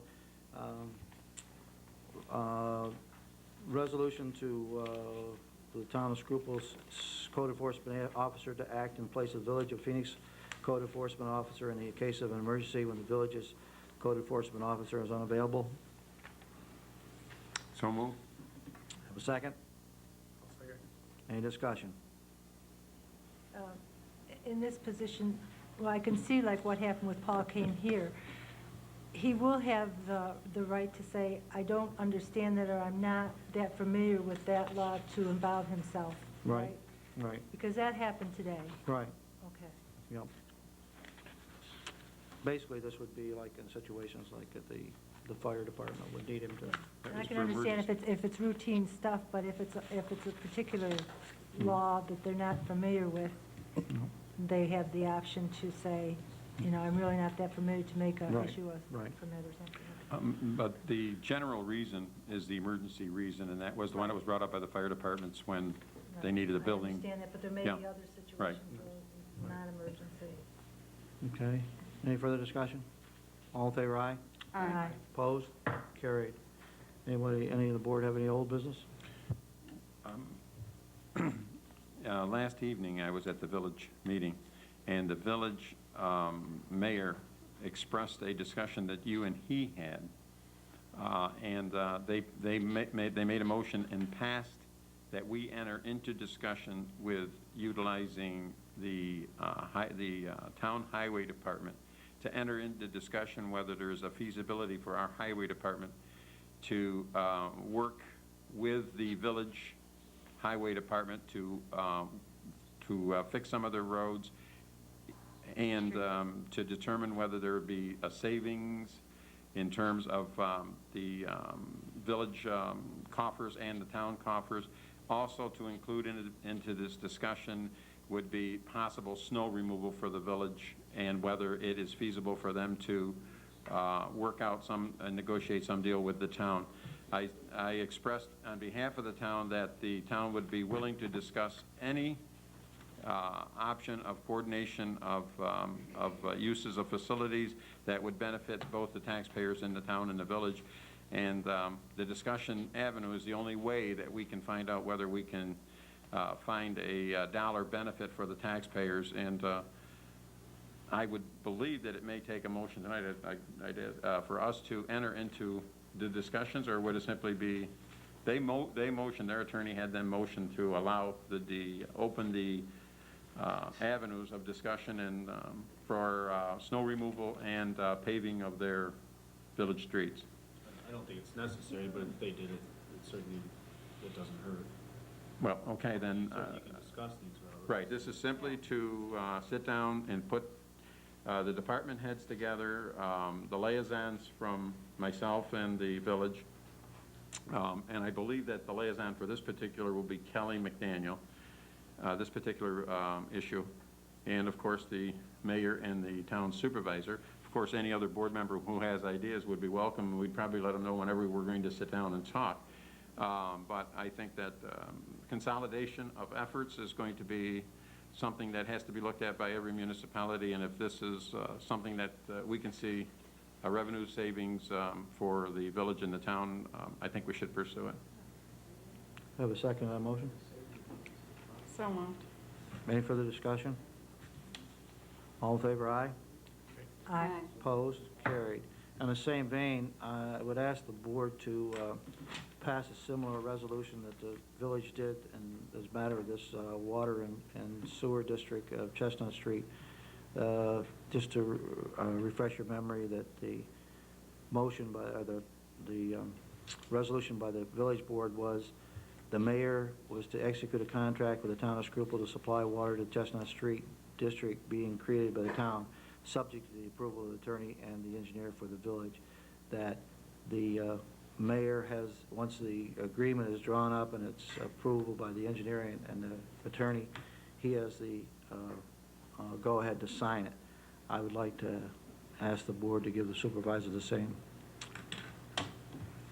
To expedite the procedure, because the decision from their engineers to our engineers could be tomorrow, and I would move that we do give the supervisor with the attorney's perusal the authority to sign the contract for the village to supply the sewer and water district services. Second. Any discussion? All? Will that be finding out the cost also? The cost and how many gallons. So there was a question on the gallons. We have, the engineers have backed off on the gallons. So. What do you mean they backed off the? Well, we originally wanted 100,000 gallons a day, but the engineers feel that 50,000 would be more feasible. So their engineer was doing the plans, taking the plans and looking at them from last night.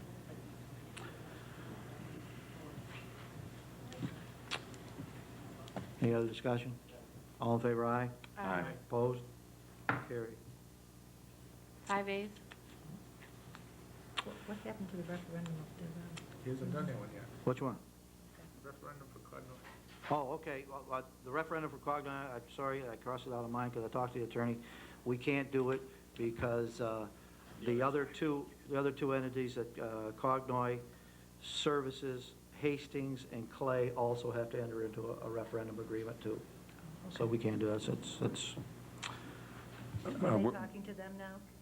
Are they going to them? Well, I talked to Dewey today and let him know that they need to do that, because I'd already told their representative, the guy that was here, Damien, and he said he's just trying to connect with him about that, so he's aware of it, but it's nothing we can or... They'd have it all at the same time in the different areas, is that it? Essentially, yeah, all the towns involved together have to, actually what we have to do is have a resolution passed that we agree jointly with all three towns. So they also have to agree. to even this Yeah, all awards three would have to, program. or else it doesn't do any good. Oh, okay. In a conversation I had with Dewey, wouldn't that be us imposing taxes on our neighbors without them having a vote on it? Taxation without representation, that was the worst. That's why it was set up that way. Mm-hmm. Okay, on the new business,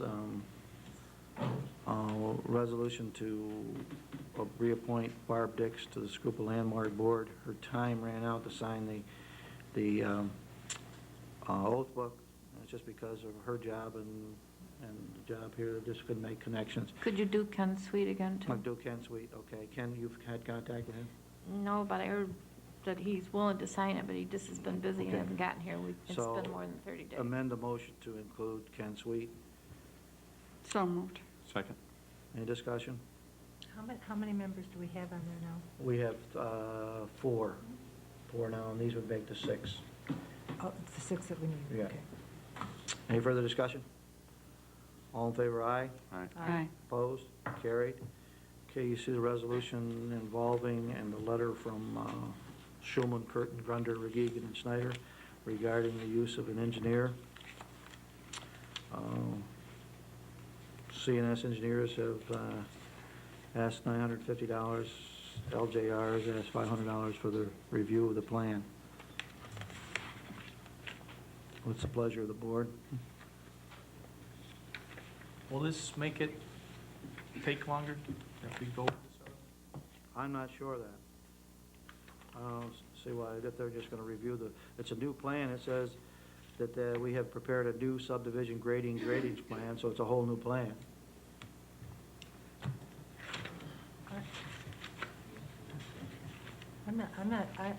Don't you think they mean just a new one from the old one? Not a new one? You know? It says, has undertaken to have prepared a new subdivision drainage plan. I would Right, to assume, correct the old one, I think is what that means. well, I would assume it's a new subdivision drainage plan. So, What would be the point in switching if it's not gonna cost the townspeople and someone from the residents thinks it would be detrimental, why would we wanna get ourselves involved in that now? I don't know where these fees are going. The only thing that we're doing is looking out for the town's aspect. Yeah, but I unless It doesn't you- say that these fees are going to be paid by anybody else. Well, why would the town? Yes, we the aren't town even is going to pay either the 500 or the 950, right? Right, so to look out for the town's interest. No, I think, the town is not gonna pay that. As you recall, the settlement that was signed was that the builder would incur all costs. And the reason for your point of interest is, I think Louis, the first time they came in. They come on the planning board, correct? Huh? Didn't they come in on the planning board? Yeah, they come in once this year, but they came in last year. And the reason that the new drainage plan was imposed is because the towns passed the subdivision with no drainage plan at all. So we've already paid $6,000 to have two architects, or two engineers come out and design the drainage plan. Then the builder's own engineer designed the plan, which he supplied to the both sets of attorneys, and both sets of attorneys brought those, or brought it to the planning board and said, you tell us what's best for the town. All those costs have got to be incurred by the builder, and it's not the responsibility of the town to do it. It should fall under the fee schedules. So why is the town receiving this letter? What's I it? suggest you go back to Mr. Curtin, that's his responsibility. Dave, I guess the question is, if you had a judicial settlement that said that he was going to incur these costs, why didn't it say that he was going to take the initiative to get this work done? That's why we're back in court, and it was, and I mentioned to a couple of people already, the settlement, they were supposed to go to court on July 28th. It was postponed 1 month. If it were me on the other side, I'd say, where did the settlement comes out? And then you can argue on who's gonna do what, but it's going back into court this month. And you can check with either Mr. Brown or Mr. Curtin to that effect. Well, I guess before the town relies on, I mean, not questioning your integrity, but before the town relies on your assurances, I think the town ought to have a copy of a court order or a settlement saying I that the town's agree. not gonna pay for this. And I'm disagreeing, that's why I don't even know why it's up for discussion now, that's Mr. Curtin's problem, it's not the town of Schuylkill's problem. What he's trying to do is get you guys to foot the bill for something they should be doing. And that is in court, it was postponed, and it's supposed to come up this next month. Well, then we'll just table this. Table it? I think table. All in That's favor? why I was shocked. All in favor of table? I just don't wanna see the town get I'll make involved a in the motion middle of for your that first. dispute, your lawsuit. I make a motion, we table it. Second? You get a second to table it? Second.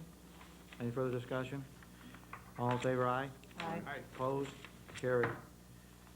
Have a resolution to the code enforcement officer to contact engineer Scheck to examine a property on Larner Road for possible condemnation. Mr. Scheck has been doing these for the town. So move. Have a second? I'll second. Any discussion? Is this a home that's occupied or unoccupied? No, this is a home that is unoccupied over on Larner Road that is in pretty tough shape, pretty good, well disrepair. Where is this? On Larner Road.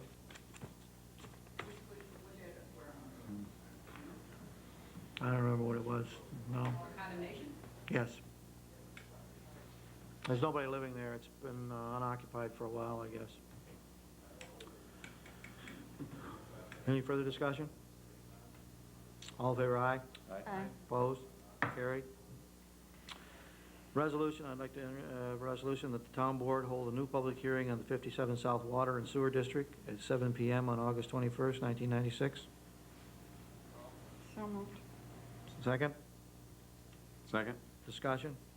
Why are we having a new one? Has there been some changes or something that? we And need to- yeah, as Dave explained before, that when we put the other property in, when we put Mr. Carvel in, something with the audit and control, We need to amend and redo it to show the proposed cost to everybody, because they changed that late, in the middle of this process, and it wasn't amended to show that, so the state rejected it. Said we actually have to have a new public hearing, and the notice has to be corrected to show that. Will they be sent individual notices or just your We'll regular? just do, no, we'll just do Your regular diesel all notice? the notice in the paper. Will that be enough time? We need to do 10 to 20 days notice. It's not gonna cut it, August 21st. want to move it to September 1st then? I guess we have to, is that? Will that amend the motion to be September, 7 PM on Is that gonna be a September? problem? September, Or dig? What's the latest? Fourth. Well, To give to be in next, I can get it in so that it'll come out next Tuesday, or Wednesday, actually, and That's only 7 days. that's not enough. Yeah, no, when do you need to get it in to have 10 days? Today, right? No, it's the only, They only the do pa- weekly, yes. Oh, yeah, weekly the paper. weekly. That's September our 4th? official paper. September 4th? First meeting is September 4th. Labor Day. Yeah. September 4th is the first meeting in September. Okay. The motions that have been amended. To have a, Is that a holiday? September 4th is not a holiday, no. Isn't that It's coming Wednesday. Monday? Okay. Monday's a holiday. Do I have a motion for the September 4th? So move. Brant did it in the first place in Tasman, do you agree? Okay. All right, we already did Any that? further discussion? Thank you. All in favor, aye? Aye. Opposed? Carried. I know it says on your agenda, bounty, to request for supervisor to send bounty permit of application 57A, but it's for a boring permit to bore under 57A. Sorry about that, I did that. So I would ask a motion that, So move. I second it. any discussion? All in favor, aye? Aye. Opposed? Carried. 5 of you. Thank you. Entertain a motion to, that Bankrupt Road and Huntley Roads be posted, that there be no through tractor trailer or truck traffic allowed, this to take place immediately. So move. Could I ask about that? We Yeah. don't usually do that, that's just the highway thing. Yeah, but the highway needs a Let me read motion. the letters to my. Yeah. The highway needs a motion to do so. Go ahead. To the town board dated August 1st, 1996. Due to the increasing use of through tractor trailers on Bankrupt Road, I would like to post this road with no through truck signs. This road was not built to sustain these heavy trucks. I don't feel the taxpayers should have to bear the extra cost to maintain these roads just so the tractor trailer drivers can use it for a shortcut between 57 and County Route 6. I would also like the board's permission to post no through truck signs on Huntley Road to keep any heavy truck traffic away from the Route 57 end of Huntley Road. Richard Freeland. Okay. I think you want, on the Bankrupt Road especially, you want tractor trailer traffic, because that's a problem, it's eating up there. So that's, do we have a motion for that? So moved. Have a second? Second. Any discussion? All in favor, aye? Opposed? Carried.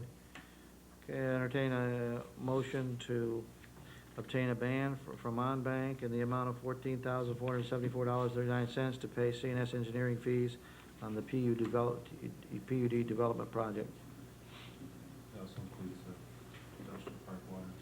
Okay, industrial park, water and sewer. So moved. Have a second? I'll second. Discussion? Yes. What is the term of the bond? Term, well, it can be a year, we can renew it if need be, A yearly and renewable 5 years. annually? up to 5 Is years. this a recommendation from the attorney? We had originally had it. done this a year ago, and discussions with our banker, he thought it might make more sense to bond the whole project than do a ban for these engineering fees, but it doesn't appear that these projects are going forward. So this puts a lien, the town has a lien on that property with this bond? But we really gotta pay the engineers. Yes. It's a long time. Any further discussion? Yeah. With that lien, David, does that mean that eventually he's going to pay us back? Or lose it? Or lose the property. Who's he? Dan Dan Lyman. Lyman. Any further discussion? All in favor, aye? Aye. Opposed? Carried. You have in your packet, I didn't get time to put it on the agenda, a request from county planning that we enter into an agreement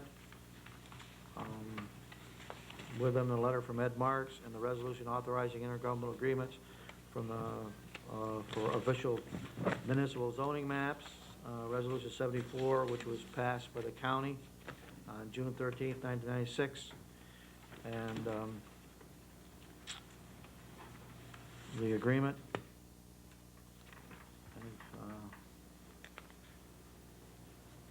basically says down there that our would be $25 per amendment.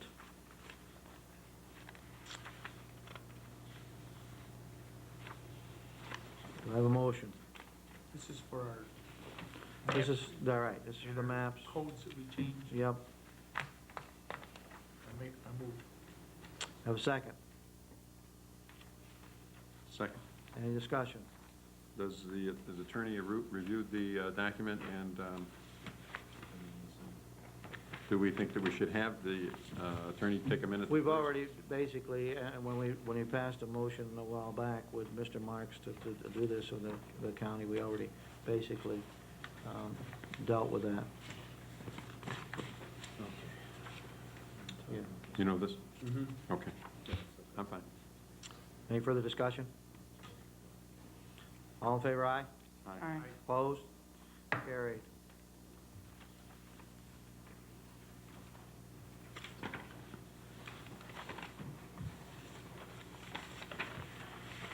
Also, too late to get in your packets, but from CNS Engineer for the water and sewer, they have an application for approval of plans for a wastewater disposal system, which is basically using the Village of Phoenix wastewater treatment facility, and an application for approval of plans for public water improvements that have to go to New York State Health.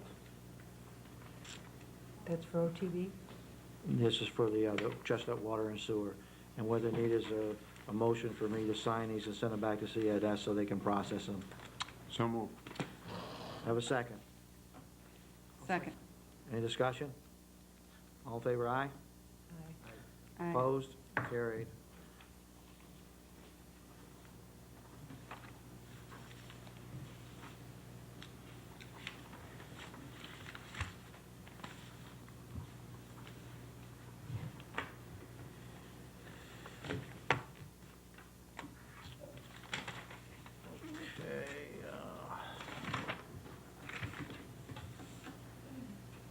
I'd also like to request that the board,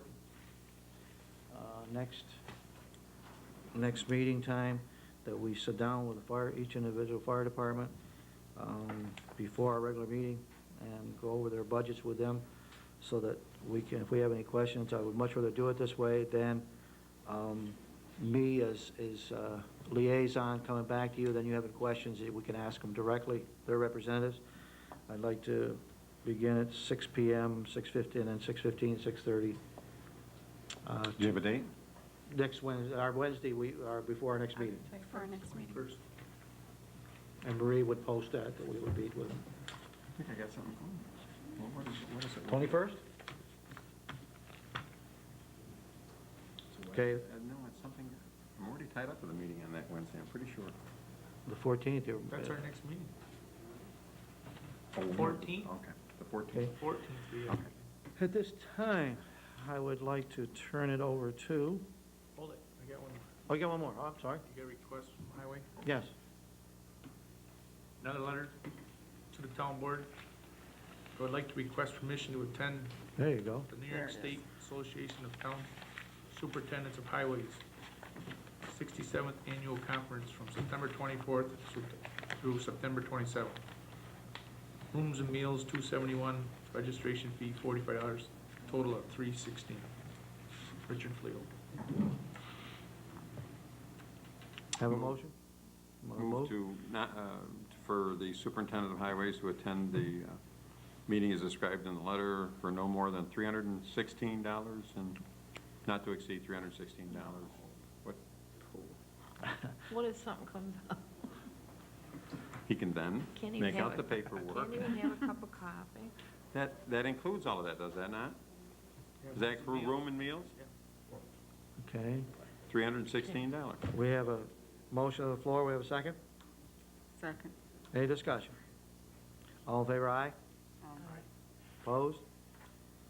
Carried. This time, we have representatives in the General Code Publishers. Oh, you got one? Oh, I'm sorry. Go ahead. Under new business? Yeah. I had a couple of calls from out on Klein Road again, that someone is taking gravel out of a small gravel bed next to his home, and I checked with Marie to see if this individual had a permit, and she said not to her knowledge. I'm unaware of the individual, or, Well, it was said to be David Klein is hauling gravel, and they're claiming that he doesn't have a permit, and it's been overloaded and dropping stuff all over the highway. I was wondering if we could look into it. I will ask Vicki to see if she can contact Paul Van Dyke to go on and take a look. Okay. Well, he's, Paul Van Dyke would do it? Okay. Well, he's our What is he he's doing? acting code enforcement Right. officer. and What's he I'll ask- loading it at? A truck? I mean, a 10-wheeler, a 5-yard, or a pickup, or, you know? No, it's bigger than a pickup, but I don't know when you get into bigger than that. Oh, 1 ton? I don't know, I didn't ask. But it was leaving his property. What? Bigger than that. 6-yard bucket. Okay, I'll Is it see if Vicki can get a hold of Paul DeVon and check it out. Thank you.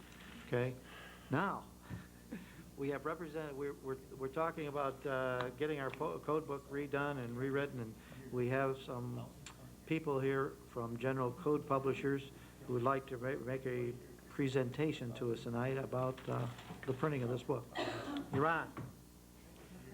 You probably have to step, yes. Assume the position. That's the position, right? I'm Eric Klein from General Code Publishers. This is Sandra Eckert, who is passing out some materials for you.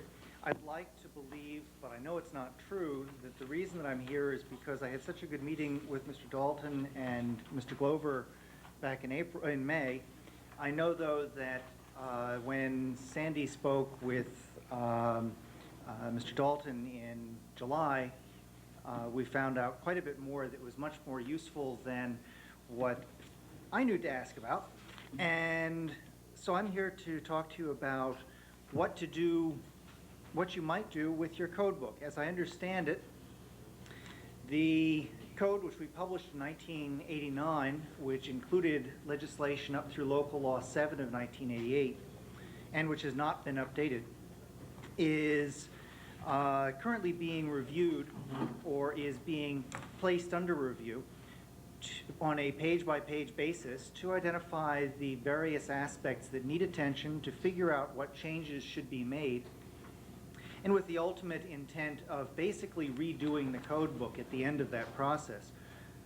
This is a field, of course, which we are very experienced in as much as this is the only thing that we do. It's called codification.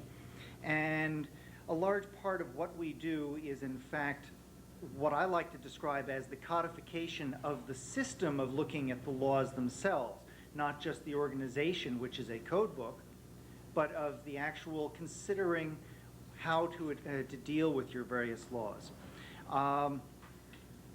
As a result of my original visit in May and a later visit in June by Sandy, we were able to put together a collection of material so that we know what laws have not yet been put into the code book. There are quite a lot of laws that are not in the book that Mr. Hoyt, I think, is looking at. Is that a copy of the code book? Yes, it is. Yes. All the laws from 1989 through one of 1996, unless you've adopted anything since that, are not yet in the book. This makes the review process very difficult. It means that anyone who is reviewing the code book is looking at a document that is substantially obsolete for the purposes of a review. The cost to simply update the code book ranges between $4,100 and $4,200. This is expressed in our letter of July 3rd of '96, where we also point out that if the code were maintained on a regular basis, as it ought to be, being updated at least once a year, you should have anticipated a cost somewhere in the range of $1,000 to $1,500 a year. The cost of let's say $4,200 for the sake of discussion, is of course a fairly significant sum. On the basis of Sandy's discussions with Mr. Dalton 2 weeks ago, we've put together two proposals for you to deal with the issues that you've got at present that we think would be reasonable approaches. And Sandy has placed both of these proposals in front of you in a 2-page document called Proposed Options for the Town of Schuylkill. And I'd like to speak quickly about Option 2 first. Option 2 is a complete recodification project. It is the more costly of the two approaches. It is the approach we do not recommend, but it is an approach which would be extremely effective. A complete recodification project will result in an entirely new book. This is a project in which everything is in one specific contract. It is all done as one process. And it starts with our reviewing the legislation, making comments to you, and then working with you to decide what you need to change in your legislation, making sure that you get your legal review, which you do need to have done, and then after you've decided upon all of your legislative changes, publishing a new code book and preparing a new law for you to adopt the code. And that law can be used to adopt all of the changes that you need to make your laws work properly. This is a very significant cost savings. When you do the revision work in the process of codification, you've got an extraordinarily streamlined approach to revision work. The subject for your local law is codification, rather than having to use a separate local law for each and every local law, ordinance, resolution that happens to be in the code book. Option number one, which is the one that we feel is the more potent approach for you, carries a not-to-exceed price of $9,600, and we've got it broken down into 3 steps. The first step is for us to prepare 2 documents, a critique and a manuscript. The manuscript would be an updated copy of your code book, 3 copies of it. It is not printed, it is simply photocopied. It has the current laws placed in their proper locations, but we haven't done any rekeying or anything for any of the materials. It's not printed, it's simply photocopied. It provides you, however, with a current document for your review. The critique is our detailed review of all of the laws. This critical review, this critique, can be made to include issues that you are aware of. If you'd like to look at specific definitions that are causing specific problems, such as one that was discussed this evening, we can address those specific issues in addition to the ones which we can identify. The critique looks at the various issues that we can identify and that you identified to us, and offers ways of dealing with these various issues. It then sets you up for your decision-making process, whether it's a review that's first done by your planning board, as is currently the structure that I'm aware of, and that's a very good way of doing it. You delegate the initial review to the planning board, and then to your attorney for legal opinions on that, and then it comes to you. That can be a very effective way of doing the work. But the critique sets you up so that whoever is doing your initial review doesn't have to go through page by page and review every single word. Basically, we've already accomplished that for you. It's something that we do all the time. It means that the information that you have to look at is in a very straightforward package. It identifies the issue, it identifies the approaches that you might use, and it sets you up so that you can actually weigh your various considerations and look at them in very specific context. Once you have, I'm sorry, and of course also provides you with a current manuscript so that you're looking at the right laws while you're thinking about this. Once you've finished your review of the critique, you would forward all of your decisions to us.